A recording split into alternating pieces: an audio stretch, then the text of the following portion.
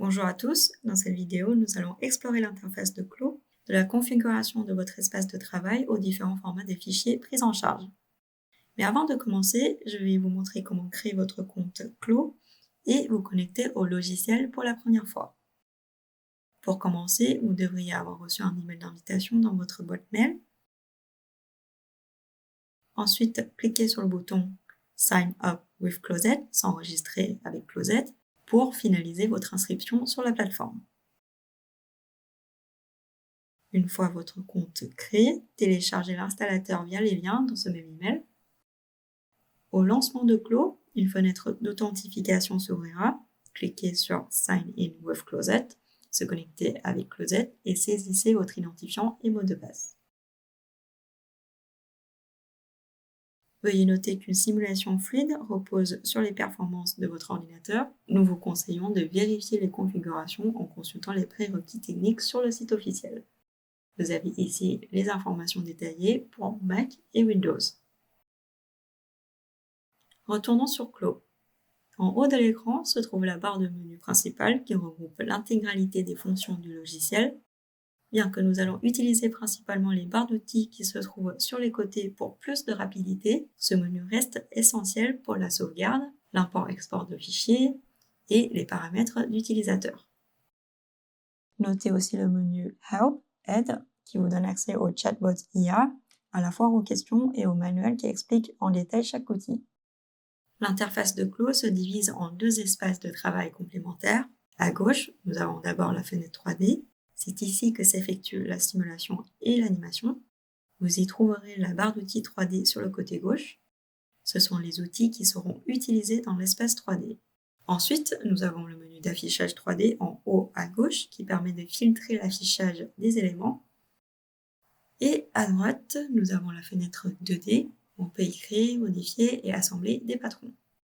Sur le côté, nous avons la barre d'outils 2D avec des outils qui seront utilisés dans l'espace 2D. On a aussi le menu d'affichage 2D en haut à gauche, conçu pour gérer la visibilité des informations des patrons et ainsi épurer votre espace de travail selon vos besoins. Et vous pouvez également ajuster la taille de ces fenêtres en faisant glisser la ligne de séparation centrale comme ceci.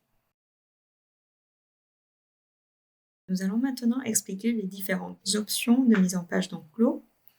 Vous pouvez voir des icônes en forme de fenêtre en bas à droite. Si vous passez votre souris sur ces icônes, vous pouvez voir 3D Window, fenêtre 3D, ou 2D Window, fenêtre 2D.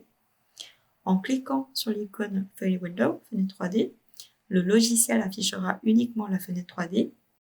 Et pareillement, en cliquant sur l'icône 2D Window, fenêtre 2D, cela affichera uniquement la fenêtre 2D. Pour afficher les deux fenêtres, cliquez sur l'icône 3D 2D Window, fenêtre 3D 2D. Et enfin, le bouton Reset, réinitialiser, est utilisé pour revenir à la configuration initiale de la mise en page. Ensuite, nous avons la bibliothèque qui est cette icône bleue en haut à droite. C'est ici que vous gérez et téléchargez vos ressources en toute simplicité. La bibliothèque regroupe tous les éléments de base de Clo que vous pouvez intégrer facilement dans votre projet. Nous avons ici des vêtements, des avatars, des tissus, des accessoires et des scènes. Vous pouvez aussi ajouter un dossier issu de votre ordinateur dans la bibliothèque en cliquant sur l'icône avec le signe plus, puis Create New Library, créer une nouvelle bibliothèque, puis cliquez sur Add Folder, ajouter un dossier, et enfin sélectionnez le dossier que vous souhaitez utiliser. Vous avez désormais tout le contenu du dossier directement dans Clo.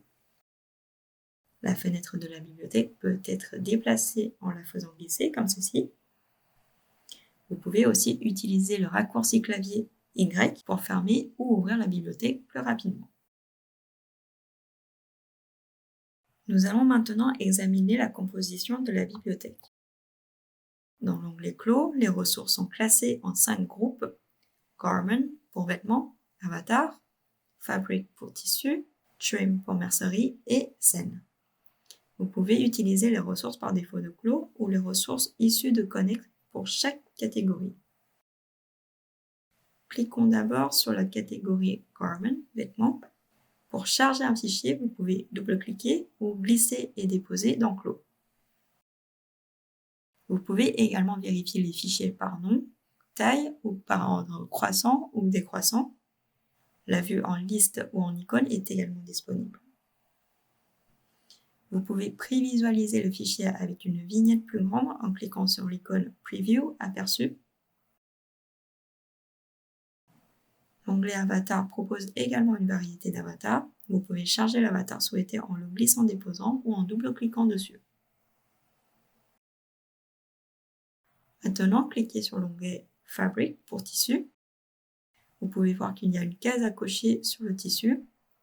Les éléments avec une case à cocher doivent être téléchargés au moins une fois dans la bibliothèque.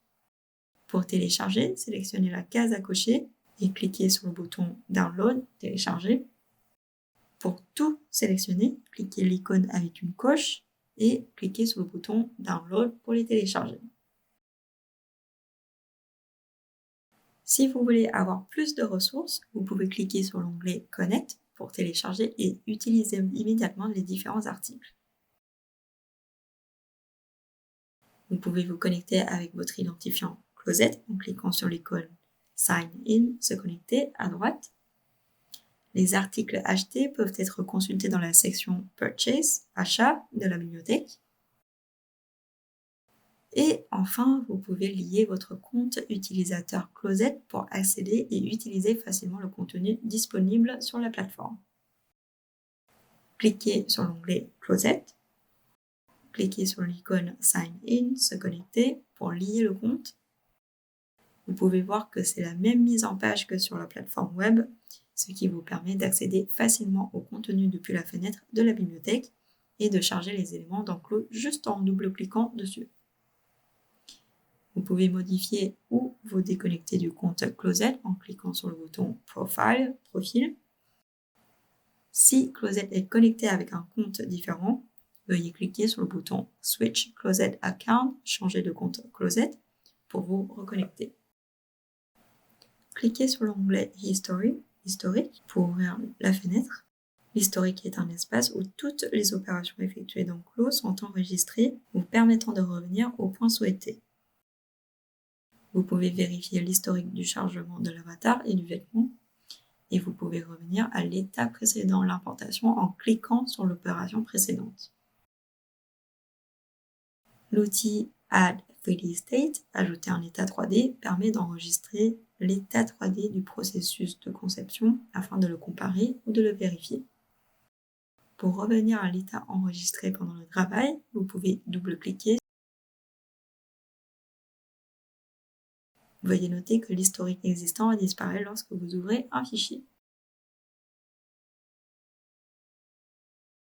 Si vous souhaitez le charger en l'ajoutant à l'état de travail existant, faites un clic droit et sélectionnez Add to Workspace, ajouter à l'espace de travail, ou double-cliquez pour le charger. Vous pouvez renommer le vêtement ou le supprimer en faisant un clic droit. Veuillez noter que lors de l'enregistrement en tant que fichier projet, les états 3D sont également enregistrés. Par conséquent, plus il y a de fichiers d'enregistrement de l'état 3D, plus la taille du fichier sera grande, ce qui peut ralentir la vitesse d'ouverture et d'enregistrement. Et enfin, pour fermer la fenêtre, cliquez sur l'icône flèche tout en haut. Ensuite, ouvrons la fenêtre Modular Library, bibliothèque modulaire. L'utilisation de cette fonctionnalité sera expliquée en détail dans une autre vidéo. Pour l'instant, nous allons juste expliquer l'emplacement et le concept. La Modular Library, bibliothèque modulaire, repose sur un concept de bloc. Elle vous permet de sauvegarder des éléments prédéfinis, comme différents styles de haut, de manche ou de col, pour les réutiliser plus tard. En combinant ces différents modules, vous pourrez assembler de nouveaux modèles rapidement. Pour fermer la fenêtre, cliquez sur la flèche. À droite, nous avons deux menus très importants. Nous avons ici le menu Object Browser, navigateur d'objets, qui liste tous les éléments de votre projet. Les éléments sont organisés par onglet, survolés avec votre souris pour afficher leur nom. Vous pouvez vérifier tous les objets visibles dans la fenêtre 3D, tels que l'avatar, le vêtement, la lumière et la scène.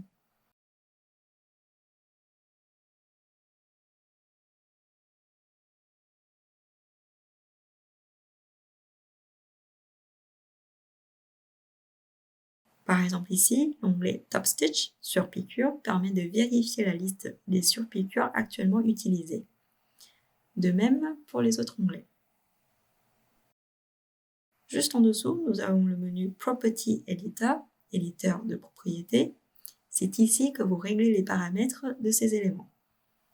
Si vous sélectionnez une surpiqûre dans le navigateur d'objets, ses propriétés visuelles et physiques s'afficheront ici pour être modifiées. Pour faire simple, cliquez sur un objet du navigateur d'objets. Ces propriétés s'afficheront automatiquement dans l'éditeur de propriétés juste en dessous.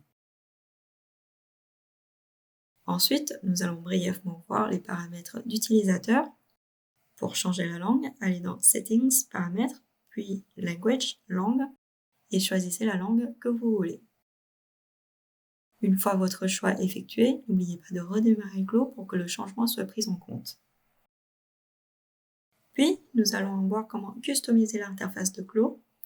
Allez dans Settings, Paramètres, User Settings, Paramètres d'utilisateur, et cliquez sur View Control, commande d'affichage, et là vous pouvez personnaliser les réglages de votre souris. Si vous travaillez sur Mac, il est possible que le clic droit ne soit pas reconnu par défaut. Sans cette activation, vous ne pourrez pas ouvrir le menu contextuel. Je vous recommande donc de vérifier vos réglages système afin d'avoir une compatibilité totale avec Clo. Ensuite, dans User Interface, interface utilisateur, vous avez des options pour changer l'unité, la devise ou d'autres paramètres d'affichage. Ici, pour les barres d'outils 3D et 2D, nous les avons par défaut sur les côtés, mais il est possible de les avoir en haut ou en bas de l'écran. Ensuite ici, Line Thickness, épaisseur de ligne, permet d'ajuster la visibilité de la ligne en modifiant l'épaisseur du contour du patron.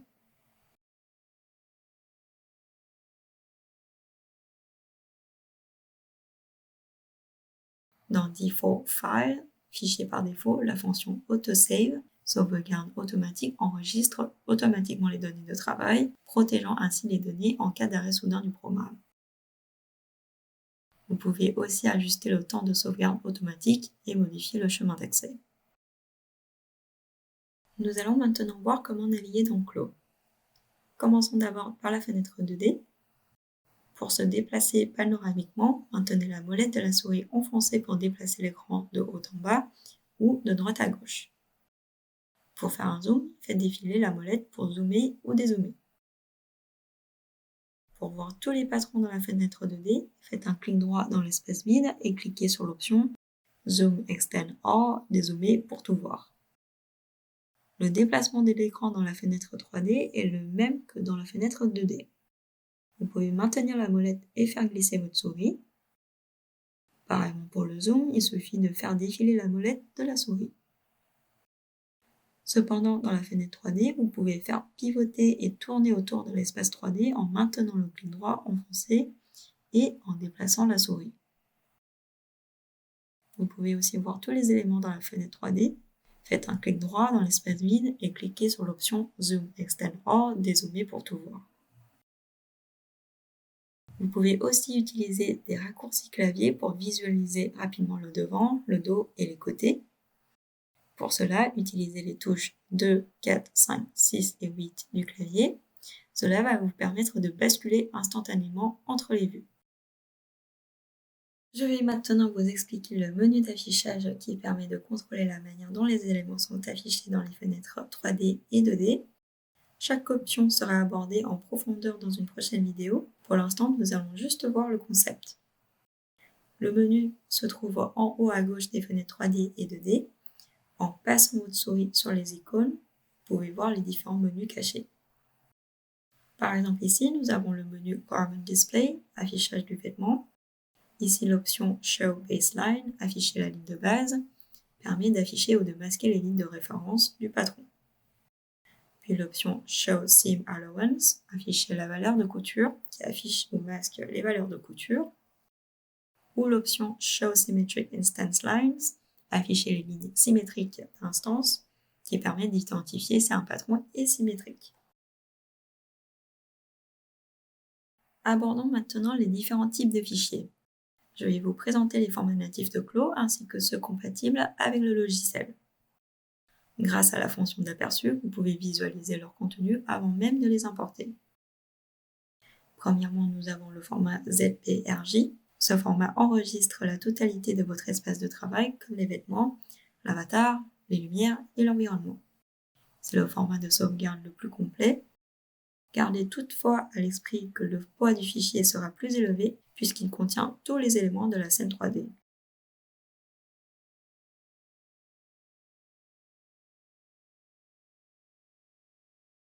Ensuite, on a le format ZPack. Ce format permet d'enregistrer uniquement les données du vêtement. Les ressources environnementales comme l'avatar ou l'éclairage sont exclues, rendant ainsi le fichier beaucoup plus léger qu'un projet ZPRJ. C'est le format idéal pour constituer une bibliothèque de vêtements réutilisable sur différents avatars. Ensuite, on a le fichier ZFab qui est dédié aux matériaux de Clos. Il encapsule l'intégralité des données d'un textile, sa propriété visuelle ainsi que ses propriétés physiques comme le poids et l'élasticité. Pour ne pas surcharger cette partie, nous reviendrons en détail sur la gestion des textiles dans une autre vidéo. Ensuite, on a le fichier AVT, qui est le format spécifique aux mannequins de Clos. Il permet de sauvegarder vos avatars personnalisés après en avoir ajusté les mensurations et la pose. Et on a le fichier ZAC qui regroupe tous les accessoires destinés à l'avatar, comme les chaussures ou les bijoux. Contrairement à d'autres objets 3D, ces fichiers sont spécifiquement optimisés pour s'adapter parfaitement à la morphologie et au point d'ancrage des mannequins Clos.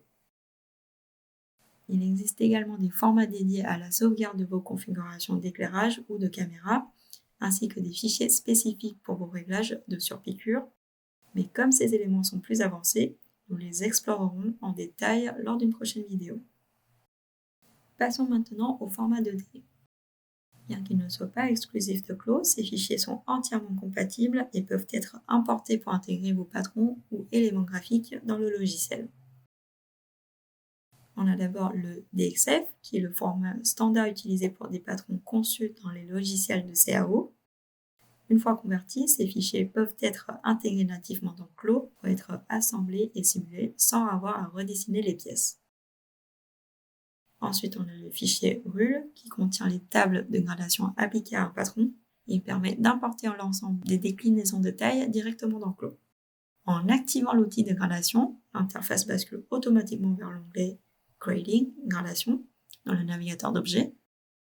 Après avoir sélectionné le patron et assigné le tableau correspondant, l'ouverture du fichier RUL génère instantanément toutes les tailles graduées. Pour ajouter des logos, des imprimés ou des détails graphiques, vous pouvez utiliser vos fichiers AI, PSD ou PDF issus de Photoshop ou Illustrator. Il suffit de faire glisser votre fichier dans l'onglet graphique du navigateur d'objets. Et comme vous pouvez le voir, le visuel est instantanément importé et prêt à être positionné sur votre vêtement. Voyons maintenant les formats permettant d'importer des éléments externes dans Clos ou inversement. Les formats OBJ et FBX sont les standards universels de la 3D. Ils sont compatibles avec Clos, facilitant ainsi les échanges avec d'autres logiciels. Gardez à l'esprit que ces fichiers sont statiques. Une fois importés dans Clos, ils perdent parfois les fonctionnalités interactives propres au logiciel, telles que la simulation ou l'application d'accessoires. Ensuite, on a le GLTF, qui est un format 3D optimisé, reconnu pour sa légèreté et sa rapidité de chargement. Plus compact que l'OBJ ou le FBX, il embarque l'ensemble des données comme la géométrie et les textures, ce qui facilite son exploitation immédiate dès son chargement dans Clos. Et enfin, le format USD qui permet d'exporter vos créations Clos dans Unreal Engine sans aucune perte de données. Qu'il s'agisse de la texture des matériaux ou du comportement physique du tissu, tout est retranscrit tel quel. Vous pouvez consulter et sélectionner ces différents formats à tout moment depuis le menu principal. Allez dans File, Fichier, Save As, sauvegarder en tant que, pour les fichiers de Clos, ou allez dans File, Fichier, Import, Export, importer, exporter, pour les fichiers 2D et 3D provenant de d'autres logiciels. Si vous êtes sous Windows, vous pouvez ouvrir plusieurs projets clos en toute simplicité. Pour les utilisateurs Mac, la procédure est différente. Si vous avez besoin d'ouvrir 2 fichiers ou plus, il faudra créer une copie de l'application dans votre dossier Applications et la renommer. Cela vous permettra de lancer plusieurs sessions de travail en même temps. Et voilà pour cette vidéo. Merci et à bientôt.